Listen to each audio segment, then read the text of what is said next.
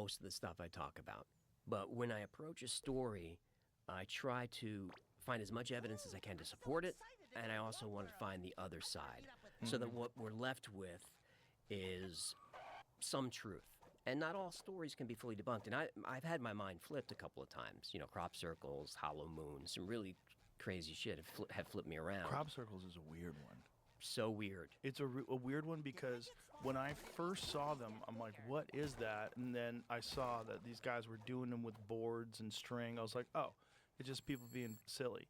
And then I watched a whole documentary about how the energy that bent these things over caused these nodes to explode as if they had been cooked in a microwave. Correct. I'm like, what? And then you find out that the actual stalks are woven together. Correct. It's not that they're pressed down, they're woven together. And that these are complex geometric designs that would have taken people weeks to map out.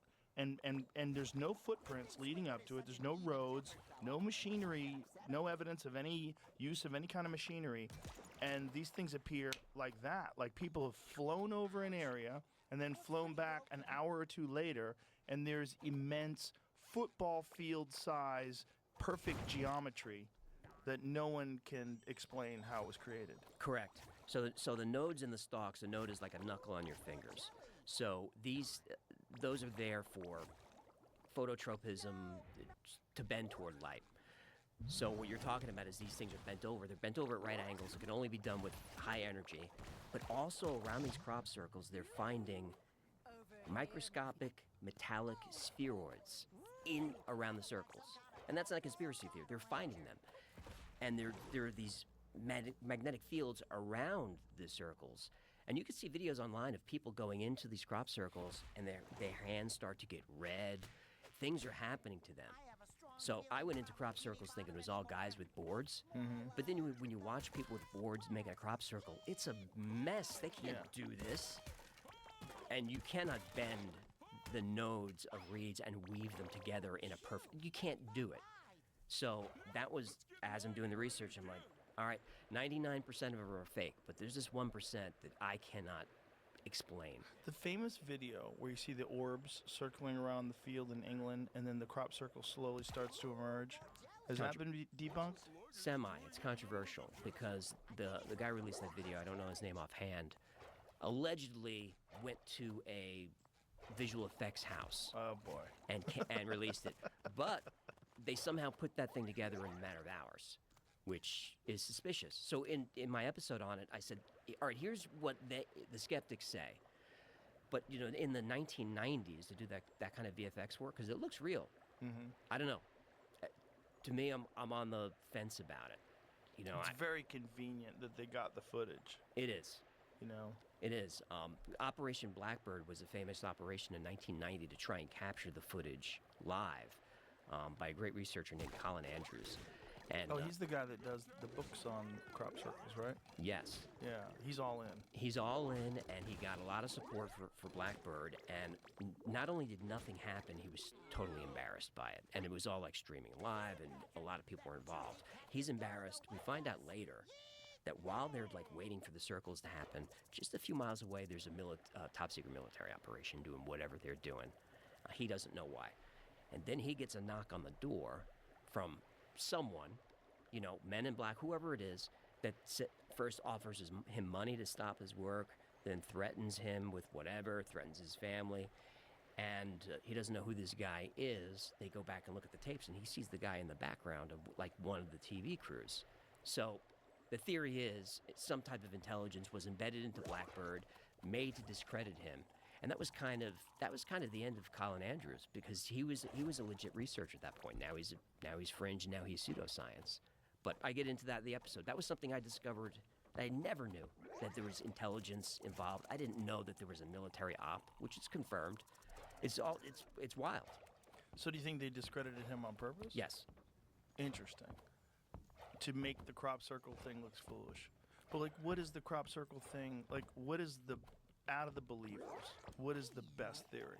The believers is that it's a way to message craft, or it's a landing site, or it's some type of communication.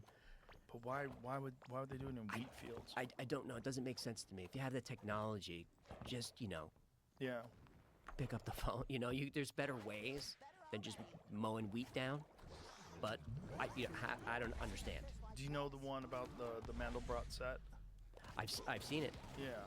I think that one is really weird because I think it coincides with the fractal creation of the Mandelbrot set by these people that are into this kind of geometry and fractals. They're like, someone made the Mandelbrot set, which is essentially an infinite fractal of like spectacular design. And this is before Lorenz and the Lorenz Attractor. I think it's before that, isn't it? I don't know. Before it was mainstream. Du bist Dancing Queen. Du bist Taktgeberin. Du bist Superheldin. Du bist wichtig. Deshalb geben wir alles, um deine Zukunft zu versichern. Barmenia Gotha. Weil du wichtig bist. Yeah, before it was mainstream, Right. yes. And then when this thing appears and people are like, well, what is this design? And then they connect it to this Mandelbrot set, which is, someone would have to have some very esoteric information to be, And it's the Mandelbrot set using Fibonacci numbers. Yes. And the phi, the golden ratio. and it's accurate. It's accurate down to inches. Yeah. You can't do that. Well, maybe you can, but like how and how long would it take and how much planning and how many people and what would you use? Like what is the technology they would use to bend those things over that way and weave them? It's very weird stuff. It's weird. Because it's these, the way these fractals work, it's this ratio in the geometry is like there's specific sizes. This one is half the size of that one, which is half the size of that one, and it goes on and on forever. And when you see it all, see if you can find the Mandelbrot set. It might be the most spectacular crop circle. It's weird. It's really weird because it's fucking enormous. Mm-hmm. And it seems so stupid. Wow, there's a whole bunch of them. The Mandelbrot set is the one with the look like a heart. About that one right there. Yeah, that's it. That's the Mandelbrot set. Yep. And there's some other fractals there as well. I was looking at an article that says these two guys took on the challenge and did it for a TV show on the BBC. They did. If you watch them do it, it's clumsy AF. Yeah, it doesn't look as good. Like, like Trying to find it. Because I know they always say that these guys did it, but like, yeah. you can't really see it there, but those flattened reeds, they're woven together. with some of the weirder ones, go back to other crop circles. You had some other images before that. There's some other ones. Those spirals. Right. Like that one right there. Yeah. That is fucking wild. That's wild. Like, this is multiple football fields long and wide. So, how? Make that one a little bigger, please. And one of these, I don't know if it's that one in particular, showed up right next to Stonehenge. Like a tennis ball throw away. Like, that is crazy. To not, first of all, if you're on the ground, all right, just the measurements alone to make each one the equal distance between circles, in the whatever 6 different blades that you have that stem from the center, they're all the same distance, they're all the same size. The small circles are the ones that are most interesting, because how hard is that to do? Right. And they're uniform. And Yep. it's like, what is that? Like, what the fuck is that? And if that is a hoax, it's so bizarre that it's only these 2 goofballs that were making really shitty ones with boards and strings. And yet there's hundreds, if not thousands, of these like really complex ones. Yeah, those exist. are the guys that aren't. You can see them doing it live. Yeah, And, but those guys, there's no way they had enough time to do all these things. and it looked terrible. Yankee, look, he's just trampling it. Yeah. I mean, look, you can certainly make crop circles with a string and a board. You certainly can make crop circles. But it always gets connected, like believing in aliens and everything else. But it's not, no one's even saying aliens. Like, it could be some sort of energy from something that we possess, something that humans possess, that they somehow or another aim at these areas. Like, what is that one above it? Go that one right there above, like right there. What the fuck is that thing? Look at that. They are in the same count. 80% of them come from the same county in England. Which Now- is also weird. Now, people will correct me in the comments, but I believe that middle piece of geometry is a hypercube, isn't it? Isn't that a four-dimensional cube? I don't know. A tesseract? It does look like it, but Like, what the fuck? How long would that take? That seems like that would take a long time to do. Stonehenge is under constant surveillance, and circles show up overnight. Very weird stuff. There's an interesting I conspiracy mean, what the fuck, dude? to crop circles that we can get into later. Wiltshire has the most crop circles in England. Yes, And it's mostly in England, too, which is also weird. and mostly in Wiltshire. Man, like, is there some sort of a theory by the kooks? Ley lines Ley lines. that they're happening on these segments of energy that intersect. What is that black and white one, Jamie? Click on that one. it's just a. No, different- no, no, oh, no, no. sorry. The one, that one. What the fuck is that? Wow.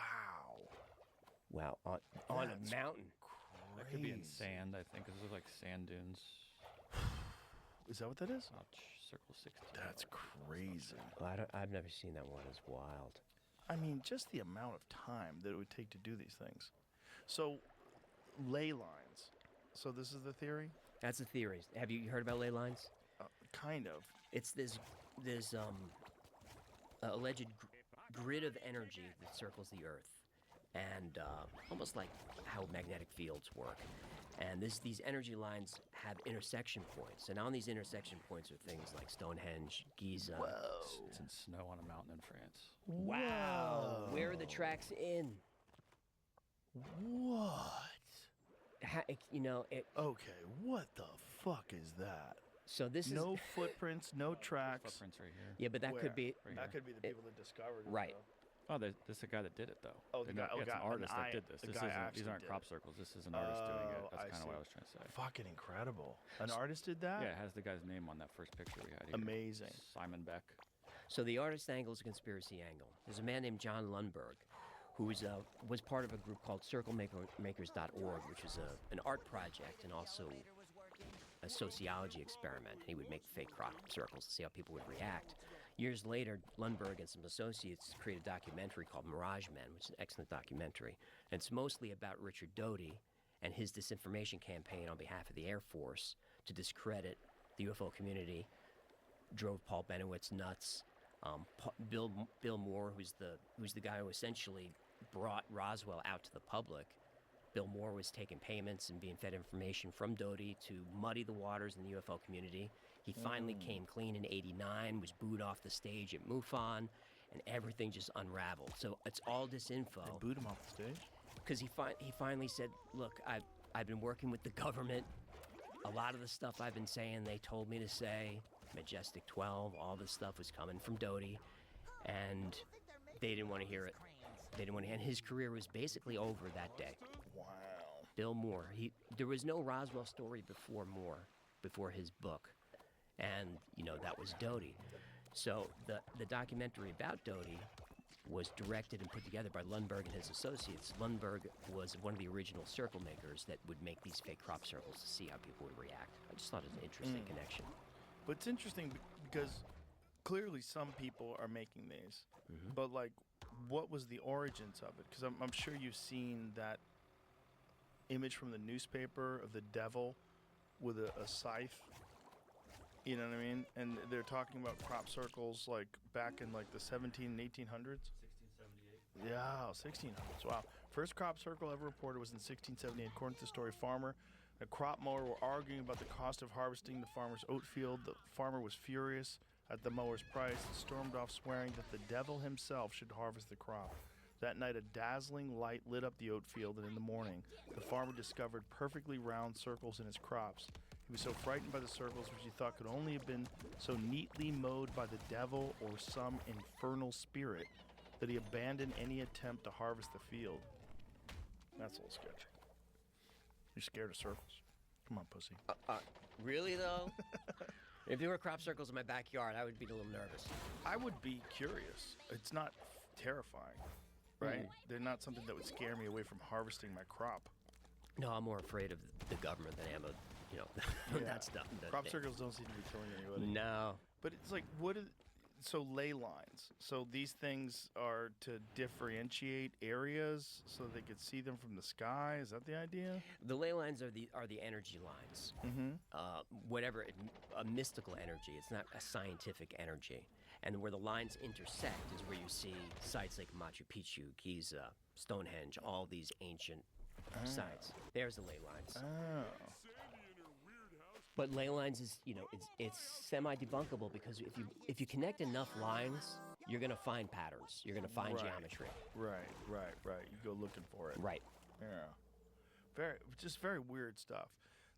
Like I said, I used to think it was total nonsense until I saw some documentaries on it where they were talking about the nodes. They were talking about some of these things are just so complex and they appear so quickly. The nodes and the braiding to me was like, okay, now I got to change my approach to this. What do you think it is? I don't know. I think it's beyond us. It's just we're just monkeys trying to guess math. I don't know. Every time we make a guess on this show, someone's laughing. Of course. Someone's like, they think it's a landing site.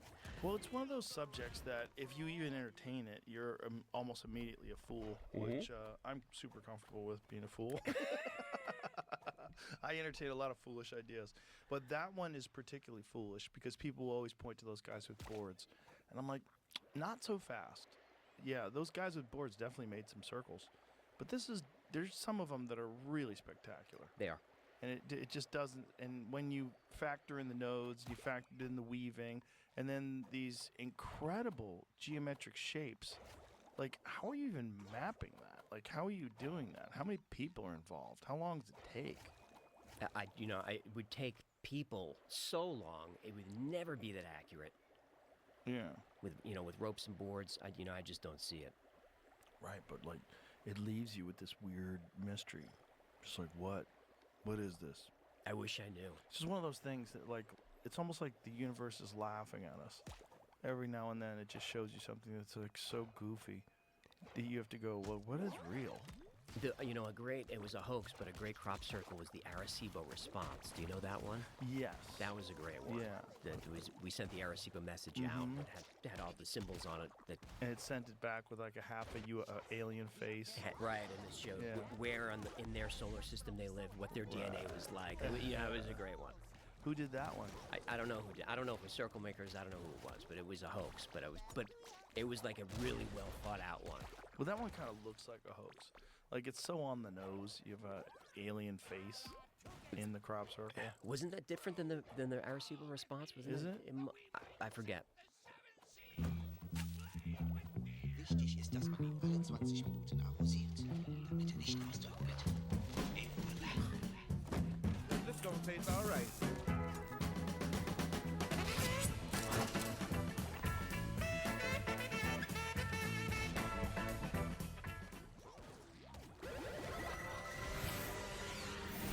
Fruchtig frischend.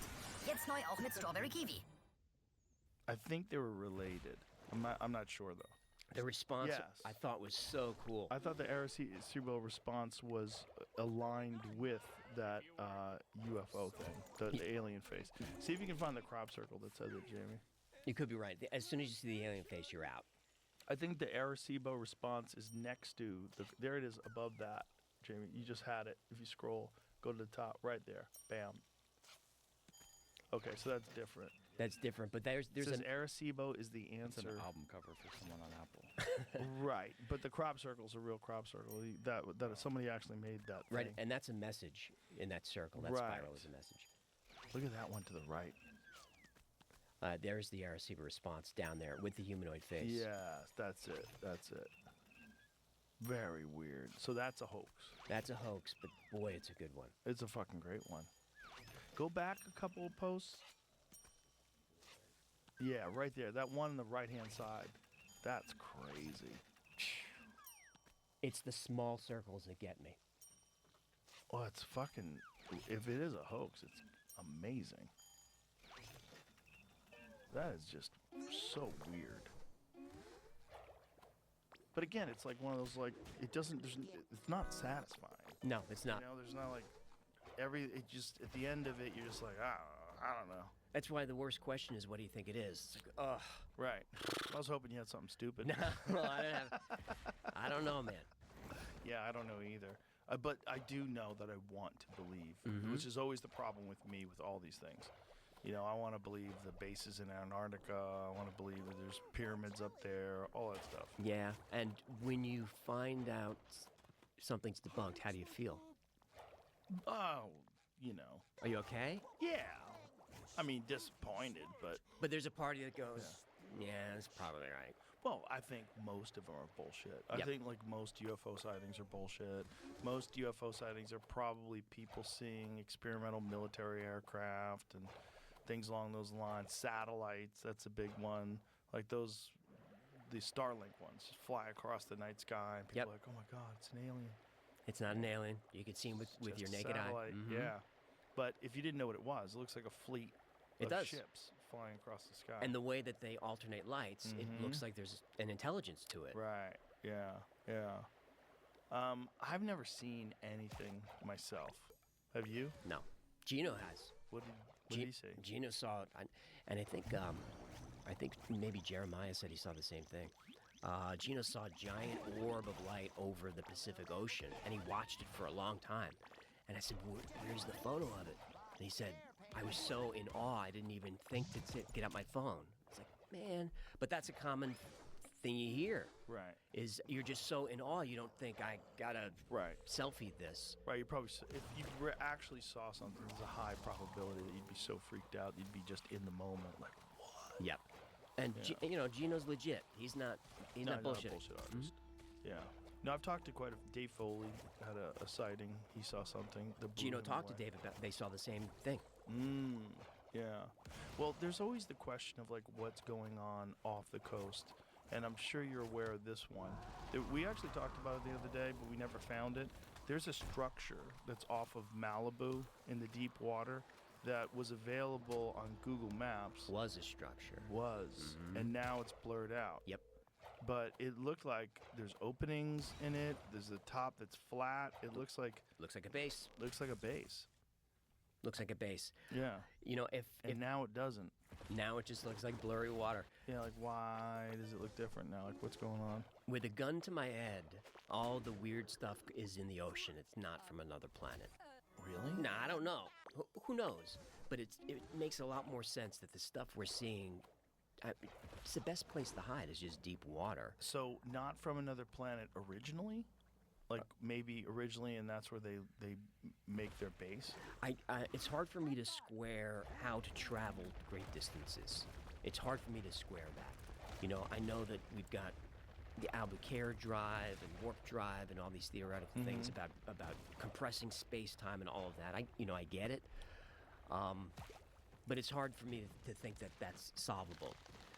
But what is interesting is maybe another species evolved alongside of us a long time ago and has been here a long time and said, you know what, let's go, this is where we go to avoid cataclysms and geological instability. Let's go underwater. That's a weird one though, because like what kind of technology are you utilizing? How did you achieve that level of technological superiority and not completely control man? Because if I was an intelligent species that was capable of developing bases under the water, I'd be super concerned at all the different things that human beings are doing to ruin things. Like if we had chimps that all of a sudden had flamethrowers and they were lighting the jungle on fire, we'd probably take their flamethrowers. So like we would turn off a nuclear reactor. Yeah. Right. So we talk about humans. If this theory is true that they evolved here, there were no humans. Humans are 300,000 years old. That's not.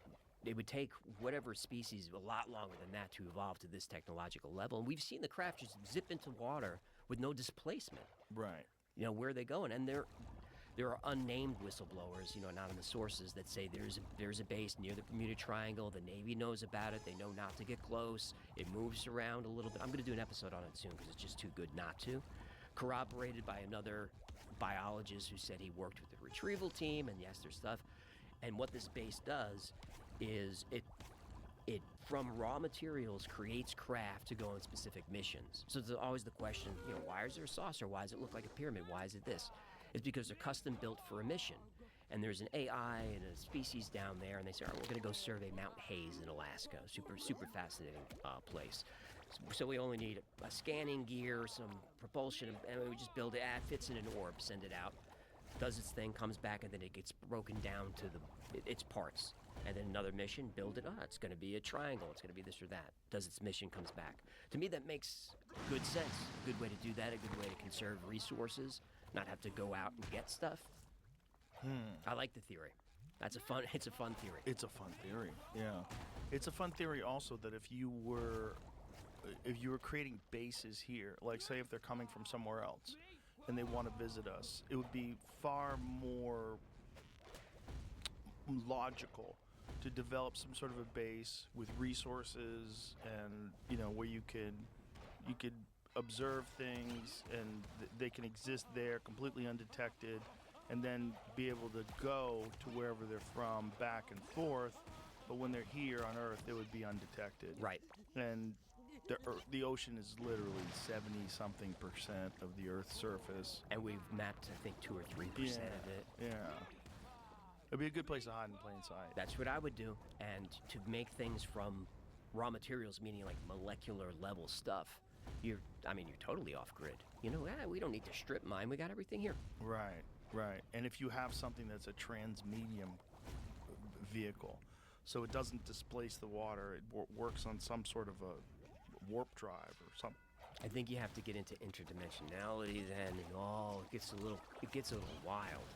But if you're not displacing air or water, that means you're phasing through matter. Right. Which is theoretically doable because everything is mostly space. Well, they said they've mapped things going under the water 500 knots. Right, without making a splash. Yeah, no ripples, no discernible waves. Just Greg Louganis, right in there, nothing. 500 knots under the water. I mean, what the fuck could do that? The amount of energy you'd have to go through that much resistance of deep water, 500 miles an hour, 500 knots. Right, look at how when they do missile tests from subs, how those things are just like, trying to get out of the water.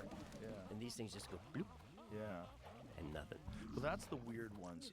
But that would make you also think like maybe it is a hologram. Because if there are these transmedium things. But the thing is they're seeing them with radar. Right, which means heat signature or mass. Right. Or electromagnetic displacement. Or if it is some sort of photons, like some sort of a projection, would that not have some kind of a heat signature? It would if it was ionized air. That would be plasma, so that was hot. If that's what it is. But when they go into the water, we see them under the water for a second, and you don't see any refraction. Right. So that kind of screws up the holographic projection theory a little bit, because there's no light refraction. So how did you do that? Yeah. No, I'm asking you how do you do that. I don't know. I don't know either. I mean, that's my answer. Yeah. I mean, you've had physicists on here that I've seen go, Yeah. Well, the really crazy ones are the ones that the fighter pilots have seen. Because, particularly Commander Fravor and the other people that were on that mission with him. So 2 separate jets. You have 4 people that are eyewitness to this thing. And then that there was something actually under the surface of the water, like an aircraft carrier, an enormous thing, that this Tic Tac is hovering above. And then that thing descends into the water. The Tic Tac turns towards them, jamming their signal, is hovering in space, and then shoots off at such an insane rate of speed that most of the things that we have on Earth would just disintegrate and fall apart just from the sheer pressure. Of course, and from the inertia, Yeah. it can be done. Now, if I were doing an episode on Tic Tac or Go Fast or Gimbal, I would be remiss if I didn't include Mick West's analysis of those. And I know you've talked to Mick on and off throughout the years. He's like a professional debunker. He though. is. He wants to debunk things that I don't think can be debunked. He does. He approaches it as it's definitely fake, and I'm going to show you why. Everything is definitely fake. Almost to the point where I'm like, who you working for? right. Who you working for? Everyone thinks we're CIA, by the way. Me and you? Oh, yeah. Reddit is convinced I'm CIA. Oh. Me too? That's why my channel blew up in 2.5 years. 'Cause of CIA? CIA is back. Oh, I've heard that before. I've heard that about many people.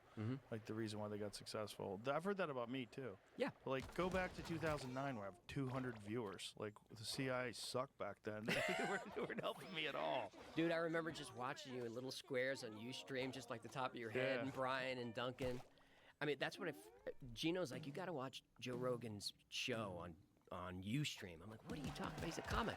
He's like, he's got Graham Hancock on. And I went, oh, I got to watch that. And that's when I started watching. I think Graham was our first serious guest.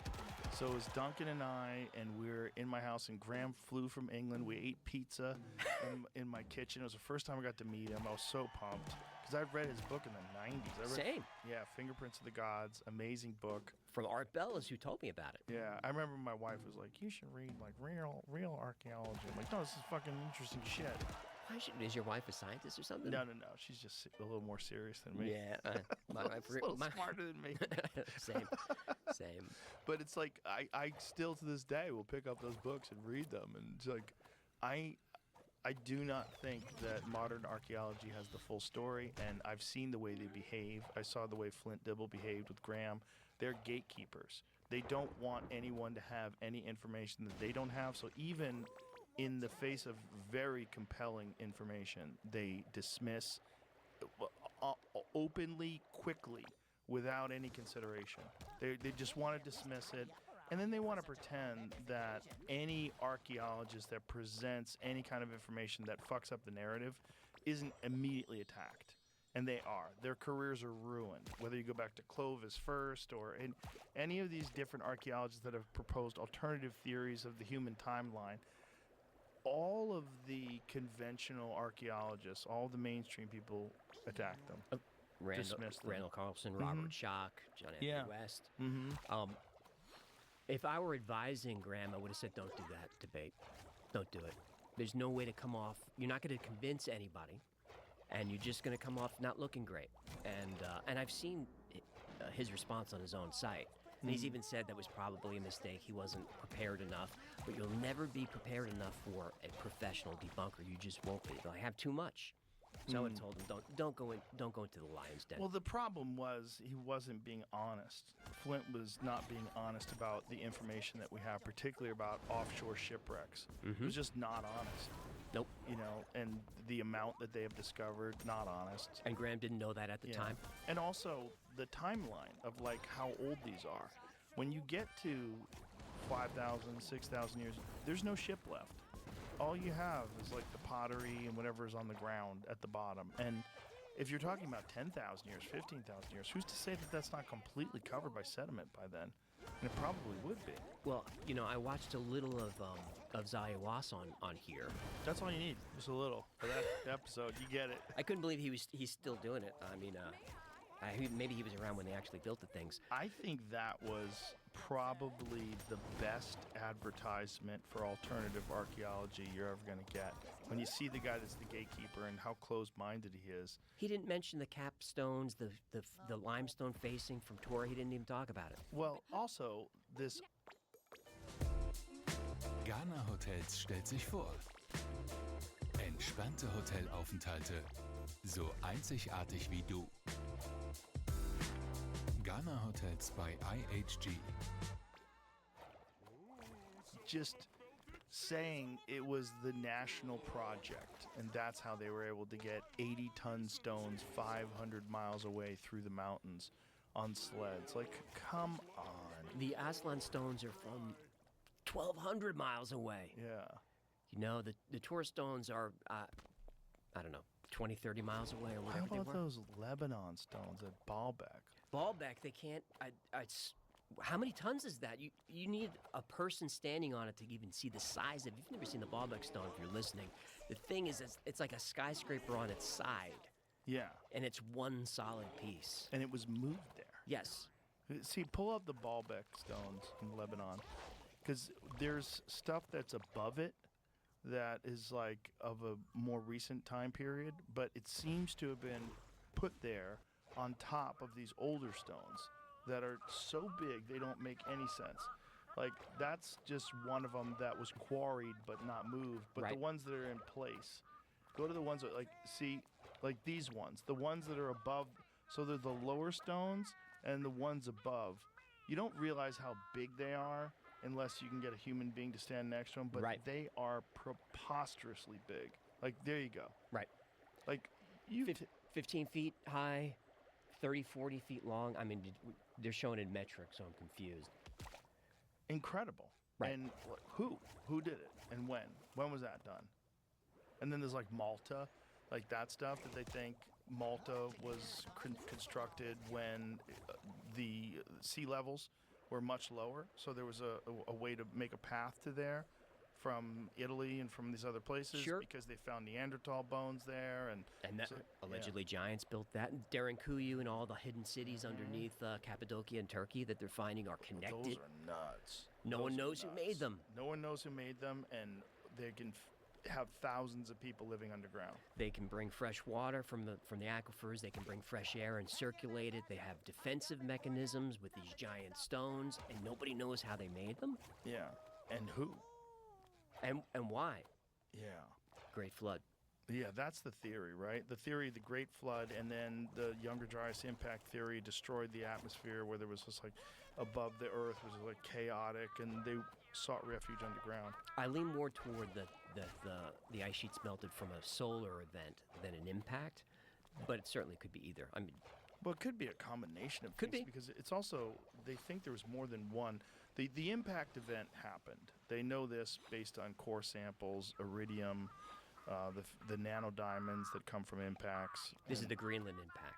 Yeah, not just Greenland, North America. They think I think they found the evidence of this stuff at like 30% of the Earth's surface where they believe these things had hit. I think we got bombarded. Right, so that would be like flying through an asteroid field, like the Leonids or the Perseids and Taurids. So the remnants of some giant object that is rubble, and then we Right. just fly through it, which means we fly through it frequently, We fly through it twice a year. twice a year. But we don't always, most of the time we get lucky and it's not a hot one. But like what happened there with are big- Tunguska. Tunguska, right? That's great. And This is it's- 1907. And in the same month that we passed through that comet field. That's right. Yeah. Right, that's over Siberia. And that was an airburst, I believe, because there's no impact crater, Right. but it flattened like millions of square miles of trees. And it's still fucked to this day. Yes. Yeah. Yeah, there's images of that if you want to look up that. There's actual like film of it. It's crazy. It looks like a bomb went off. Yeah, we're in a shooting gallery. Earth is flying through a shooting gallery. There's 900,000 near-Earth objects. They're just hovering around out there. And NASA says we tracked most of them The because in those fields with the Perseids and Taurids, there are big objects. There are Earth killers in there. oh yeah, And Apophis is lurking. Apophis is the big one. That's due to fly by in a few years. what's that one? That's a giant asteroid. That's I think it's due to fly by maybe 2030 something. How big is that one? I'll get it wrong. I mean, I'm going to say a million things wrong today. I'll hear all about it. But it's a planet killer. Like it's a civilization ender, and it's going to fly near. Like we're going to be able to see it during the day. 375 meters across, about the size of a cruise liner. It will pass within 32,000 kilometers of Earth's surface on April 13th, 2029. Now stop there. That's closer than the moon. Whoa. That's way closer than the moon. Yeah. So that's what that's 70,000 miles, where the moon is 250. 250 to 300. So we're gonna see that. What? You don't want to see that in this. You don't want to look up and see that. Well, just knowing that ones far larger have passed through. Mm-hmm. And then we know for sure a bunch of hit. For sure. Chichen Itza, that one. All right, Chicxulub, but that was Yeah. pseudoscience until the father or son went down there and found it. Mm-hmm. And that wasn't that. I think that was when I was growing up. The dinosaurs died. And that was a conspiracy theory. The Right. asteroid. Right. And they found it. I think around Found the 1980. Yucatan impact. Yeah. And that's under the ocean. And the iridium Yeah. matches it. Uh-huh. Yeah. All that is really spectacular stuff. It's just like when you look at the moon, you see the craters all over it and realize, okay, this is what happens when you don't have an atmosphere. and you also don't have water, and you can see everything that hits, like the whole thing. The whole well, why, Covered. But why are there so many fewer impacts on the other side? Are there? Fewer. I don't know. The moon. I have a. It became a saying on the show. I even have a T-shirt. The moon is weird. Yeah. Like Gino's my weird topic guy. It's like, what should we talk about? He's like, do Hollow Moon. So I went into that story thinking this is the dumbest shit I've ever heard. Right. The moon is hollow. And I'm doing the research. About halfway through, I'm like, the moon is weird. And then by the end of my research, I was convinced that clearly the moon is a hollow spaceship that was brought here from another part of the galaxy, and it's here, and the lizard people are absorbing our soul energy. That's the only explanation for it. Probably not true, but man, the moon is very weird. Well, it's also weird that the alignment and the size and the distance of the moon makes the eclipse perfect. Like, what are the odds of that? What are the odds that it is the exact distance from the sun so that when the moon and the sun align, it's exact? Right, it's like a 400 to 1 race. It's exact. It's nuts. Like, But you could debunk that by saying the moon is getting further and further away. right, but why is it perfect? What I mean, we have not found a planet in this solar system or anywhere else that has a giant moon right next to it. Quarter like the this. size of the Earth. We haven't found it. Yeah. We're the only one with it. 2 hours And there are ancient legends that talk about a moonless sky and when the moon arrived. And when it arrived, it caused a great flood. What are the ancient stories of a moonless sky? Where are they from? Ancient Indian